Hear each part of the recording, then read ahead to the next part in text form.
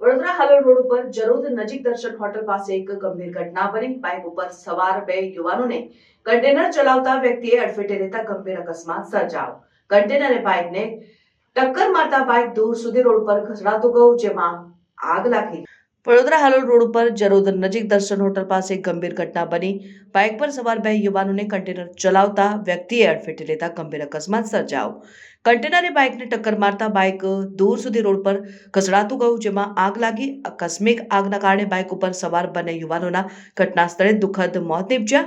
આ હાદસાને કારણે ત્યાં ભયાનક દ્રશ્ય સર્જાયું અને સ્થાનિક લોકોએ તાત્કાલિક મદદ માટે પ્રયાસો કર્યા।